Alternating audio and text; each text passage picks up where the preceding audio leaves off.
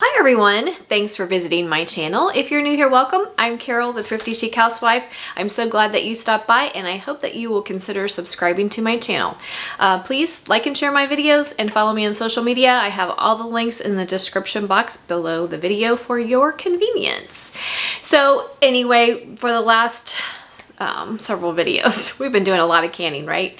And if you guys have been around very much, you know I love canning. It really is my passion. But we're going to step away from the canner for a little bit and we're going to start using some of the things that we've been canning and some of the things we've been working on. So today we're going to use our beloved boiled cider and we are going to make apple cider caramels. Now I have to give credit where credit is due. This recipe is from King Arthur Flour's website.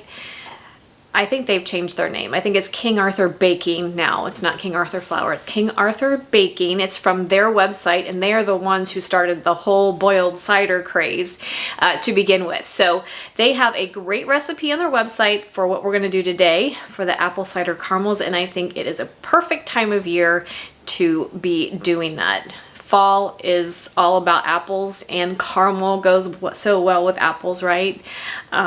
So we're gonna give this a go. Very straightforward stuff here.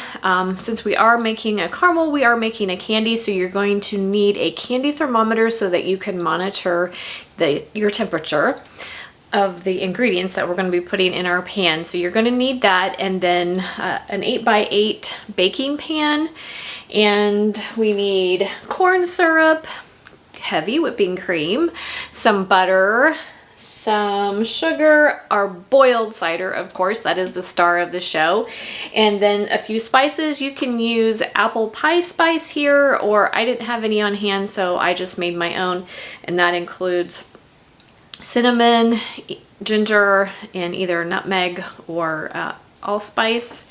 I was a little extra and I did a little bit of both of those. So anyway, you're gonna need those spices. I will leave the link to this recipe in the description box for you. Instead of writing everything out, I'll just leave the link to their website. I'm not making any changes here. There's no Carol twist. We're just gonna do their recipe just as it is written, and it's gonna be so good and so perfect for this time of year. It does take a little while to cook it, so once we get everything going, you're gonna stir it together until your sugar dissolves, but I've learned the hard way when making caramel, once your sugar dissolves, it's hands off.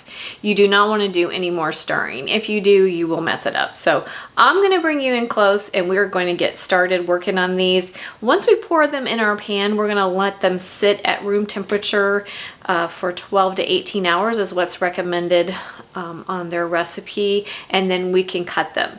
They can also be sprinkled with salt if you like that salty caramel flavor. You can do that. I think I will indulge in that as well, but we do have to let them cool a little bit before we do that. Also, you can use this recipe. You do have to make modifications to the amounts, but you can use this recipe to make a caramel sauce, and then you would not cook it as long. But like I said, all of these instructions are on their website, and so you can choose how you want to proceed, but we're going to be making the real deal caramels here. So I'm going to bring you in and we're going to get started.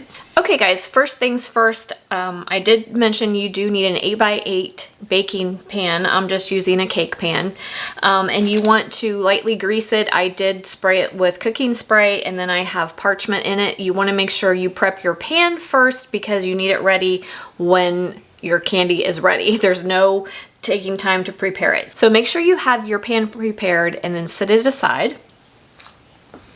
Okay guys, here we go. We're going to turn our heat up to high, and when you need a deep pan, because when you cook caramel, it will bubble up some.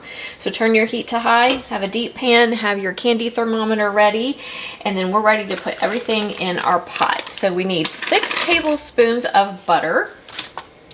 We need 2 cups of granulated sugar.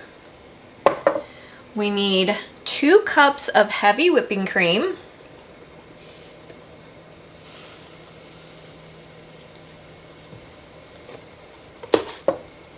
We need a 1/2 cup of our boiled cider. And then we need 1 cup of light corn syrup. And you just want to stir all that together until your sugar dissolves. Once it comes up to a boil and your sugar is dissolved, then we're going to reduce our heat to a medium-high, and we're going to let it cook until our candy thermometer reads 248 degrees. Okay guys, we are up to a boil. Our butter is melted and our sugar has dissolved. So now we want to reduce our heat to a medium-high heat, and we're going to let this cook for about 20 minutes or so until our candy thermometer reaches 248 degrees. Once we get there, we can go ahead and stir in our spices, and then we're going to pour it into our pan. The one thing I did fail to mention is that there's also a half of a teaspoon of salt involved in the spices. So that is in my little spice mix here. See how it bubbles up? So you need a nice tall pan. Just as an FYI, if you're finding that it's wanting to bubble up too much, you want to reduce your heat until it's just maintaining a boil. So that could be a medium to a medium-high heat for you depending on your stove. So I just wanted to make a note of that. Also, at this point, no more stirring. If you stir it, you'll mess it up. So no more stirring. Okay guys, this is just an example of how your caramel should be cooking. It should be nice and bubbly like that, really active. Again, medium-high heat depending on your stove. You don't want it to bubble over, but you do want it hot enough that it is vigorously boiling. Okay guys, we are at 248 degrees, so we're going to turn off our heat, and I'm going to get rid of my candy thermometer. So now you want to take your spices and stir them in. It's 1 teaspoon of apple pie spice, or a half a teaspoon of cinnamon, a 1/4 teaspoon of ginger, and a 1/4 teaspoon of either nutmeg or allspice. I snuck in a little bit of both. And also a half a teaspoon of salt. So we're going to stir that in. Okay, once you get your spices all stirred in, you're going to go ahead and pour it into your baking pan. And then we're going to let it sit and cool for 20 to 30 minutes, and then I'm going to sprinkle mine with a little bit of sea salt. You can, that's totally optional. That's entirely up to you. Okay guys, so my caramels have been sitting for about 30 minutes, and while that was happening, I had the ingredients on hand, so I'm like, why not? We'll just go ahead and make the apple cider caramel sauce as well. So that's sitting aside here. Anyway, it has sat long enough that we can go ahead and sprinkle some salt on top of it. So I'm going to have salted apple cider caramels. This is totally optional. You don't have to do it, but I love salted caramels. So I'm going to go ahead and add a little bit. I'm using some coarse sea salt, and I'm just going to sprinkle a little bit across the top.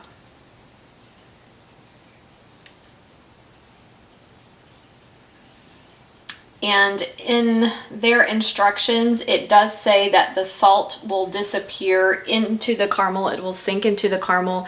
You won't be able to see it, but you will be able to taste it. So I'm just adding just a little bit, just enough to have a little bit of saltiness to my caramel. And we're gonna go ahead and let them continue to sit. I'm gonna cover mine with just a lightweight tea towel. Actually it's a flour sack towel that I'm going to cover it with, and I'm going to let them sit. They have to sit for at least 12 hours, 18 to 24, even better. So I'm going to go ahead and cover them, let them sit, and I will bring you back when I'm ready to cut them. And I also bought some wrappers so that we can wrap them. So enjoy your afternoon, and I will see you tomorrow. Okay guys, it is the next day, and I have some sad news. My caramel did not set. I think it's because my candy thermometer is old and it's a little bit off. So, but all is not lost. So this was kind of a good thing, because it's a good way to teach you that you can redo it. So what we're gonna do, you can see it's oozing out all over my parchment paper. I'm going to stick it back in my pot. We're going to stick it back in the pot. I'm going to add a tablespoon of water, and then we're going to reheat it. And this time I'm going to do it the old-fashioned way to test it, because obviously my thermometer is off. I'm going to use my thermometer, I guess, to give me a little bit of a guide, but then I'm going to test it the old-fashioned way, and I will show you how to do that. So we're going to put it back in the pot. Add a tablespoon of water, bring it up to temperature, and try again. Okay, so this is how we're going to test it to make sure that it's done. If you don't have a candy thermometer, or if yours is off, is if you put some of your candy into some cold water, we want it to form a ball. So once it's cold, and this is still, mine's still not firm enough. We want it to be a firm ball, not soft ball. We want a firm ball.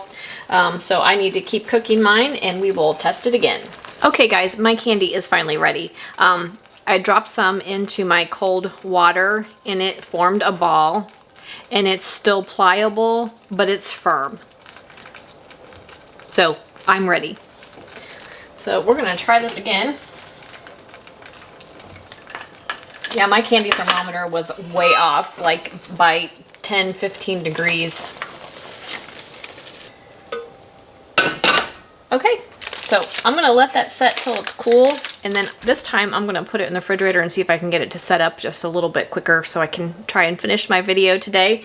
Anyway, I'm gonna let it sit. I'll bring you back. Hopefully we can cut it up and finish things up.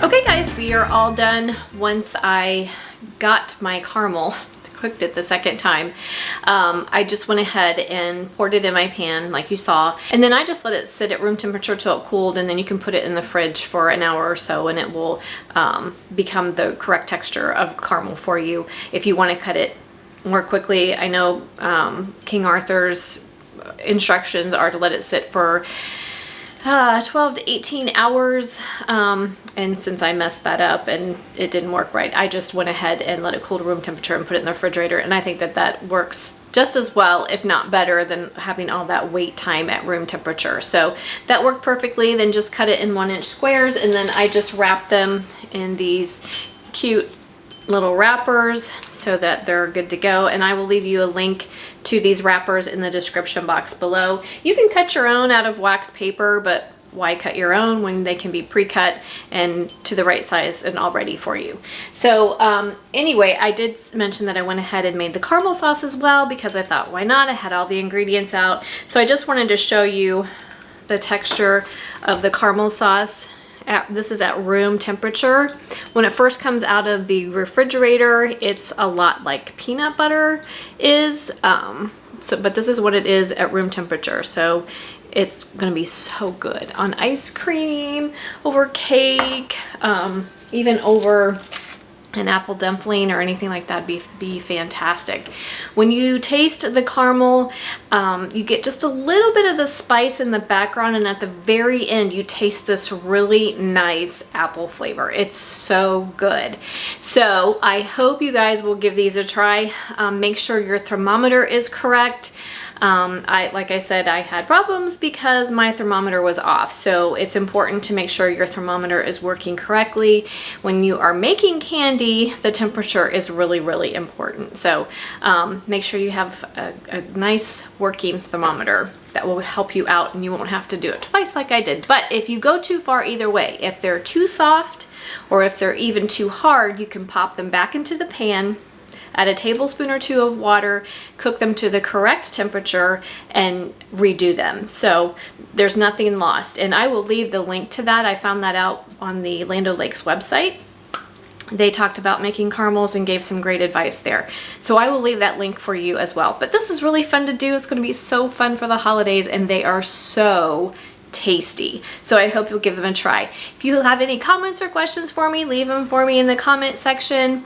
Check out the links in the description box. I will leave all the information there about the caramels, and also links to all my social media and all that fun stuff. So have a great day, guys, and I will see you next time.